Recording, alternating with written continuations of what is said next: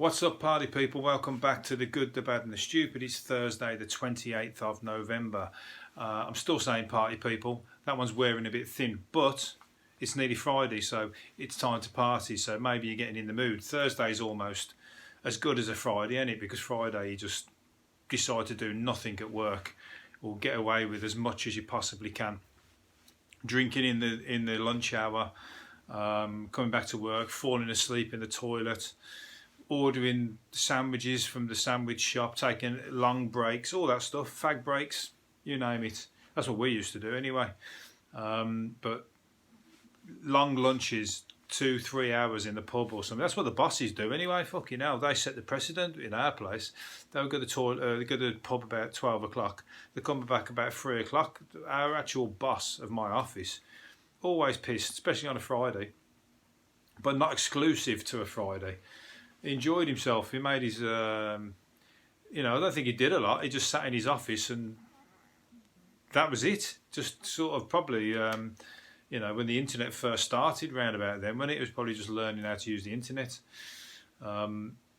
enjoying his fucking shares and 50 grand a year, I think he was on. That's what the rumour was going around. We was all the, what's the word? We were just the fodder, if you like, but we was all, but we made use of it because none of us did fuck all, to be fair. That's why the office closed down. That's why the branch closed down, because we weren't up to it, so to speak. Hey, but come from the top. He set the bar, should I say. Anyhow, what we're moving on to, Boris Johnson, the Andrew Neil interviews. Boris Johnson hasn't had his Andrew Neil interview. Turns out he ain't fucking doing it, or he hasn't got. He won't set a date for his interview because apparently he's trying to avoid. Especially now these NHS documents come out, but he's trying to avoid. Apparently there's some voting going on by post, and he wants to do the interview after that in case his shit appearance influences people to not vote. For them basically, because he's going to fucking get drilled by Andrew Neil. But Andrew Neil seems to be on their side anyway, so he probably won't get too much of a hard time, I don't think. But anyhow, he should be doing it because it's meant to be, otherwise it's a setup by the BBC, and it has to be 50-50. He has to be fucking dragged in, kicking or screaming, I think, and he has to answer some questions like he would with the police. Where's the police? Get the police round. It's like illegal. Let's make it illegal that he has to do his Andrew Neil interview. I wouldn't want to be interviewed by him. Fucking hell, he'd make me. He would tear me apart. But that's their job. He's got to do it. And also, we're talking about the NHS document that's come out. The sensitive 450-page whatever that shows that the NHS is on the US trade deal. They've had Barry Gardner on the Andrew Neil show, drilling him. Bang! I saw it today on the internet. He was like banging the question into him, saying what are Labour saying. He doesn't say any of that stuff in these documents. To be fair, that Barry Gardner held his own and literally just fucking threw it back at him, and I think he won the battle. To be fair. But all that Andrew Neil was saying, it doesn't say that, it doesn't do that, it isn't NHS. The NHS isn't on the table. They have to talk from a baseline of having pharmaceutical talks and all that. But Barry Gardner just literally told him fucking to do one with his version of events. It's quite clear that the Conservatives have said that none of this negotiation would take place at all. So the fact that they're negotiating it shows that they're talking bullshit, basically. So also the 50,000 extra nurses that the Tories are talking about, 50,000 extra nurses, but they're fucking they're brainless if they think, because they're saying 50,000 extra nurses, but 19,000 of them are already employed under the NHS, but they're counting them within the 50,000 because they're saying they won't. People usually leave the NHS. We're going to stop them from leaving because they're going to have a great time working for the NHS, so they won't leave. Therefore, that 19,000 are part of the 50,000 new nurses we're going to get. And everyone was saying to them, every report or news, everyone was questioning on them. Was Matt Hancock and Nicky were saying it's not 19,000 extra nurses. because they're already working there. So therefore, you're encouraging 31,000 extra nurses. And they go, no, it's 50,000 because we have 19,000 who don't leave. Therefore, that's part of the 50,000 extra nurses. You're like, it ain't fucking extra nurses, is it? It's 19,000 nurses that you're saying won't leave. But they might well fucking leave anyway. No, there's no guarantee they're going to stay. So they were literally talking out of their fucking arses badly and literally live on TV, making themselves look really stupid. I think it was one of the morning programmes that was at Matt Hancock, and Nicky Morgan was interviewed by Piers Morgan, who, are they related or what? Because they look very similar. Nicky Morgan is almost like a fucking Piers Morgan with a wig on. So are they sisters, sister and brother? I don't know if they are. They might be. But if they're not, they should be, because they look a lot like each other. And they both talk a load of shit. No, not really, but they do.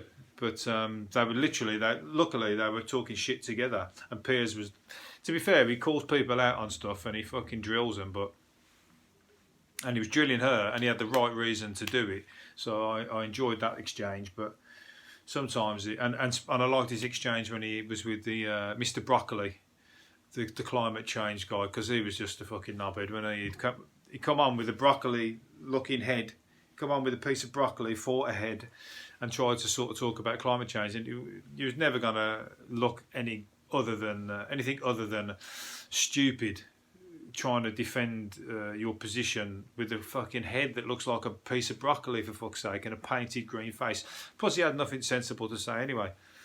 So I enjoyed that exchange with Piers Morgan, but I don't enjoy when he goes and he starts drilling people who I've got a sensible point, and I mean, you know, he shows his position, especially his politics, plenty, and he does it with the vegan thing as well, with the you know, people who plant-based and all that kind of stuff. But remember, when in hospital, off a fucking vegan sausage roll, Jesus Christ, please. He was like on a drip. He had a vegan sausage roll. Then next thing you know, there's a picture of him on a drip in the hospital. Probably not on the NHS, probably on private. If he was on the NHS, he'd be in a fucking waiting room. He'd probably still be waiting now.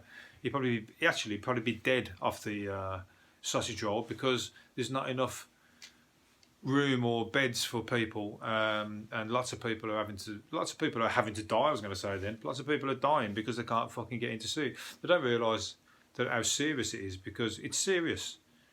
It ain't just like numbers. They're talking numbers, but people are actually at the worst end of the scale are fucking dying. You know, if you're talking figures, they probably talk thousands that didn't have to die, who have died because of the shit service that they're getting by the NHS. No fault of the doctors and nurses, mind you. So why isn't Piers Morgan drilling people about that? Why isn't he drilling fucking well, he's drilling them about the nurses, so he did do that on that particular case. But I'm saying overall, there should be more. It should be everybody's number one priority, even the Tories. Anyhow, let's get on to something a little bit less heavy. That was heavy. I've dragged on for quite a while on that. You've had 8 minutes of me rambling about that, and this is coming from somebody who don't know what the fuck he's talking about. There we go. Let's talk about Rick Astley's chart career, who may have hit the skids. His chart career may have hit the skids since the 80s heyday, but at least he has his own dedicated toilet in Japan. He's been speaking out about his brewing collaboration with a Danish beer company, which produces Astley's Amber Ale. So he's got a beer named after him, and he's also got a toilet in Japan named after him. Is that a good thing to have a toilet named after you? I don't think I want anybody sitting on my named after toilet. If it's just literally not for use, maybe. It's called a Rick Astley toilet, and it's the only one, and they play music. So the only music they play is mine. Okay, now, I mean, whatever next. So never going to give you up. The toilet's singing to somebody's arse, and then the arse does give it up. So therefore, it's tongue in cheek, literally. Singing tongue in arse cheek. What am I going on about? Anyway, don't ask me what I'm going on about. I'm talking about a toilet named after Rick Astley in Japan. The Japanese are mad anyway, aren't they? The Japanese. They've got. I like to go. I'd love to go to Japan. Japan is like the place I want to go more than anywhere. Well, Japan and New York, but Japan more than New York, because it'd just be fucking mental. I'd love to just go over there and just. It's almost like taking drugs, I imagine, walking around Japan. Your head will be tripping out constantly, you know, with every vending machine and every shop you go into. Do you know they read a book? I don't want to tell anybody that knows. I'm telling some people how to suck eggs. Not everybody's going to know this anyway, but they read a book back to front. If you open a book, they read it from the back page to the front page, and they read it downwards. They've got symbols and they go down. Either they read it up or down. Anyway, it's one or the other. But they're reading it back to front and up and down like that. I mean, that's just fucking mental, isn't it? And that's just like off its head on its own. You know, even Japanese people are probably thinking, why are we doing this? Why don't we just read it front to back and left and right as we do? But they've got their own way of doing it. And I imagine that theirs has been around for a lot longer than our way. So I'm going to give them the, you know, they're probably thinking, what are you doing reading it front to back? That's mad. Because that's what Japanese are like. Anyhow, we're going to get on to the high street faces. Black Friday today, isn't it? Was it Black Friday? Yeah, Black Friday. No, tomorrow, Black Friday. But apparently a lot of people are going to stay away. They're not. There's going to be all those idiots at the front doors pushing and battering each other. Remember, the zombies are coming to your store near you. I wouldn't want to be a store worker working in there. You probably have to have boxing gloves on, or at least fucking a head guard. Anyway, save yourself.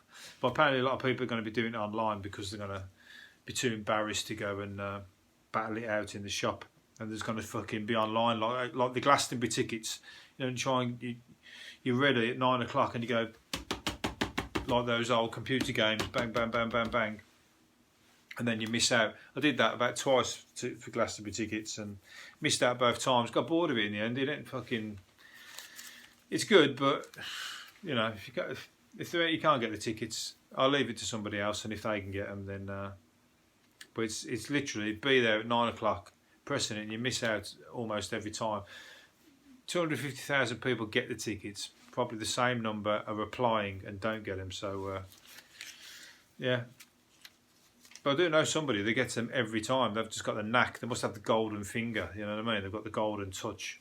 Or I think they set up about 5 computers. True, they get set up about 5 computers, and he's doing like Jean-Michel Jarre. You know what I mean? They're going bang, bang, bang, like as if they're on a fucking xylophone or something, or not a xylophone, what they call synthesizer. And he's like pressing all the buttons each time, and eventually they get one. So that's the way you got to play it. Clive James has died. Bad news, shame.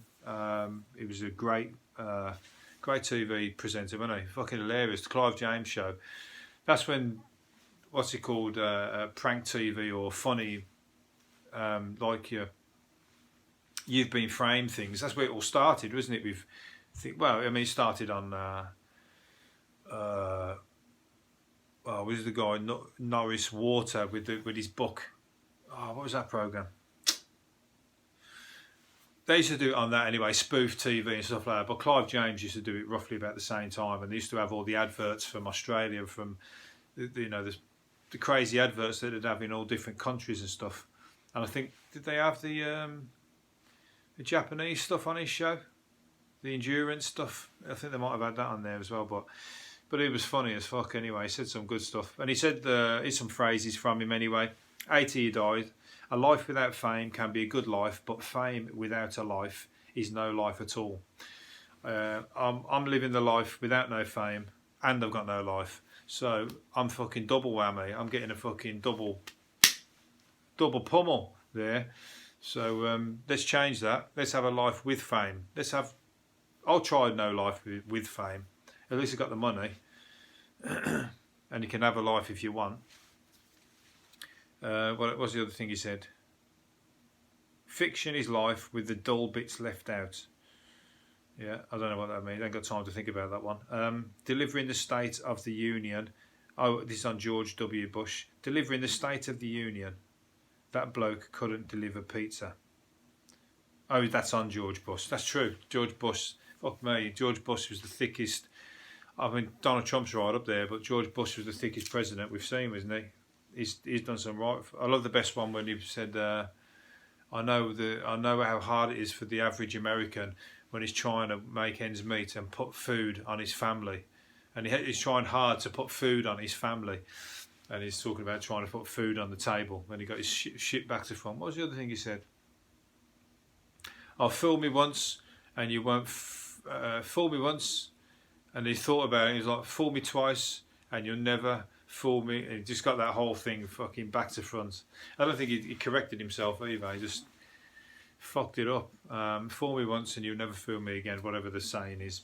I'm not the president. It doesn't matter whether I know it. There's a picture of Donald Trump superimposed himself onto Rocky Balboa's body. So he thinks he's a bit of a underdog. He's not. You ain't no Sylvester Stallone. You ain't no Rocky Balboa. If anything, you should put your head on.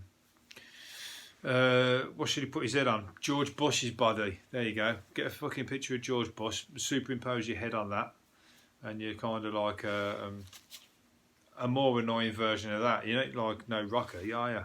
Coming from the fucking bottom, working your way up and winning against all the odds. No, you're basically just fucking dodgy businessman that's like... I mean, to be fair, you fucking... Actually, I'm going to go back on that. He did win against all the odds, didn't he? He kind of like... I mean, Hillary Clinton weren't much of a fucking competition, you know what I mean? It weren't much of a choice between the two, I guess. Should have had Bernie Sanders there. Bernie Sanders, they fucked up by not having Bernie Sanders front and centre. He would have won hands down against the common sense versus fucking, common capitalism. It would have, or extreme capitalism. Common sense would have won through, I hope.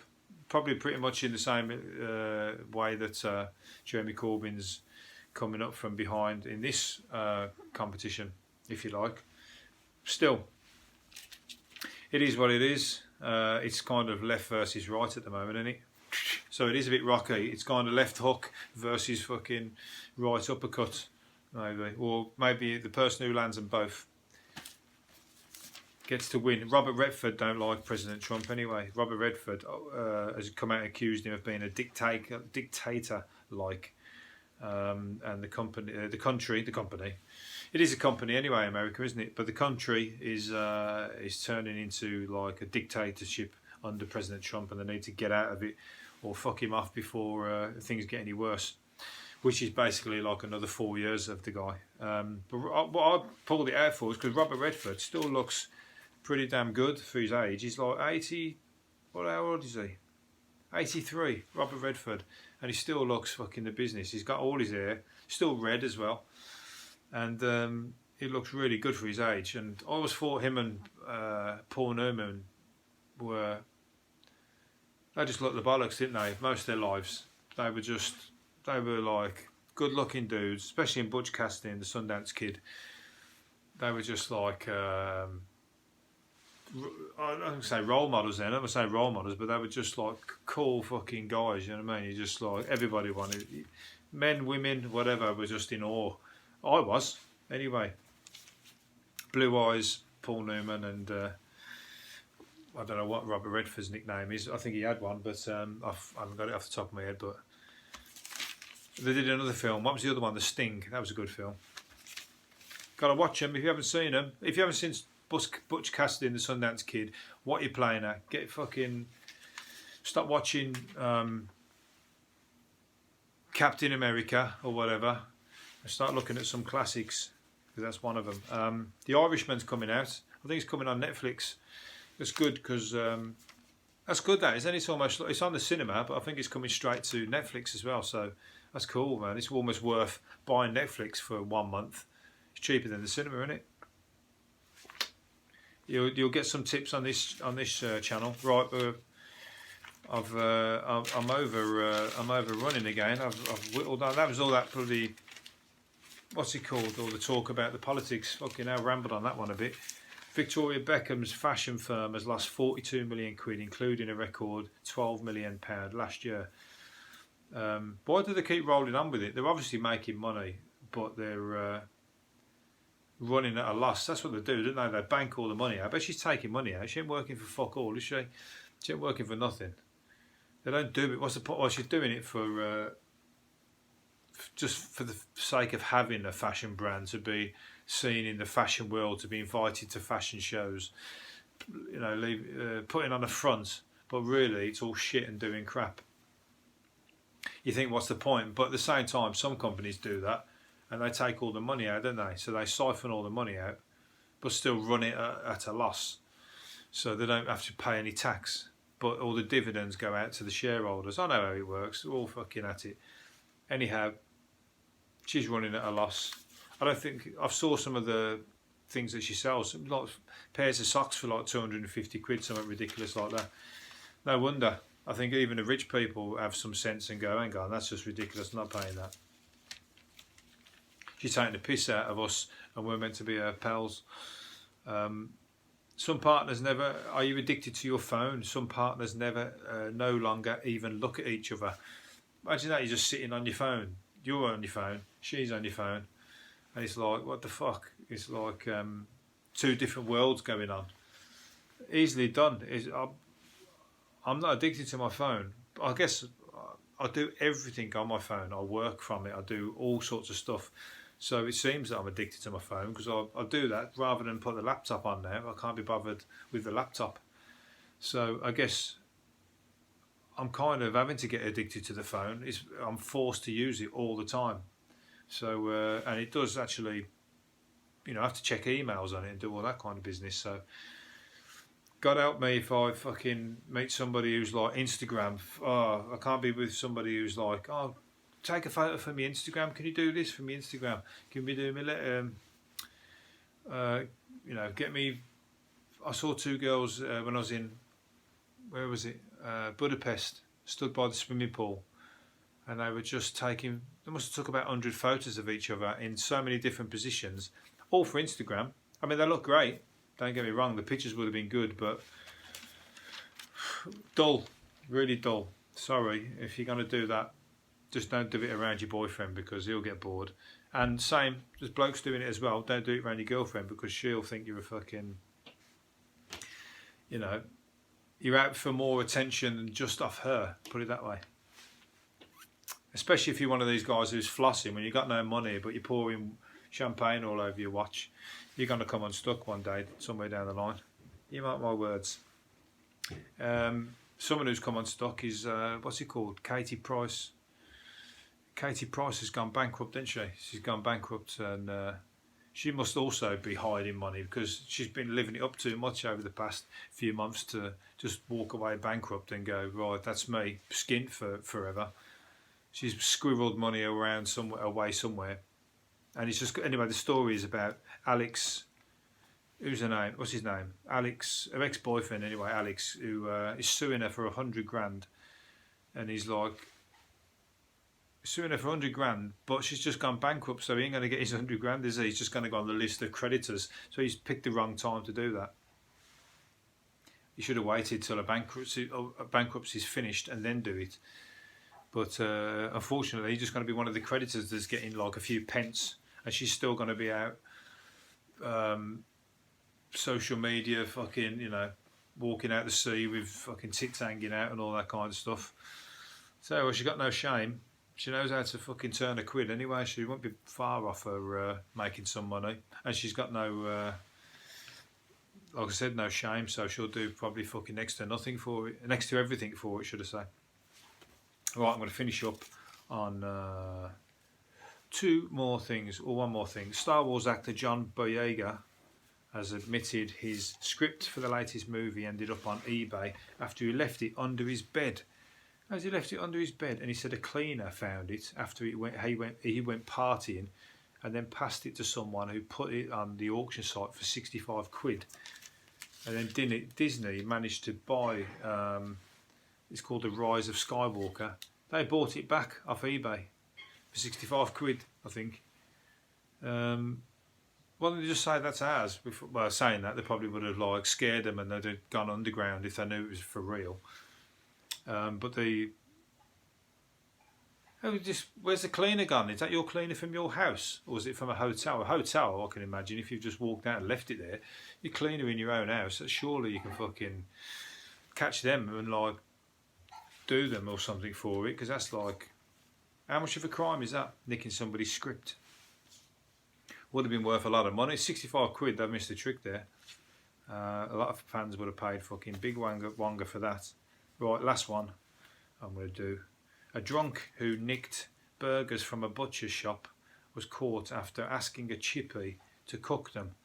He stole the tray of patties while shopping, while the shop were loading their van. That's an easy tickle, that is.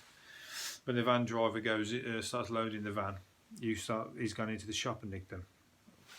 No, I don't know what he's done. Anyway, he's took me to the chip shop and asked them to cook them for him. Luckily, the chip shop, cops found him walking with burgers. I don't even know. I'm reading this as I fucking go, and I don't know what's going on here. He placed an order at the chip shop and then asked their staff to cook the stolen meat, but they refused. Well, that's just a shit one, really, isn't it? I'm not going to finish on that. I'm sorry, that one's gone. That's the worst. That's just a thick burglar. That was not really much fun for the video. A rare Fabergé egg made to commemorate George Best's leading role in Manchester United's first European Cup win is expected to sell for 18 grand.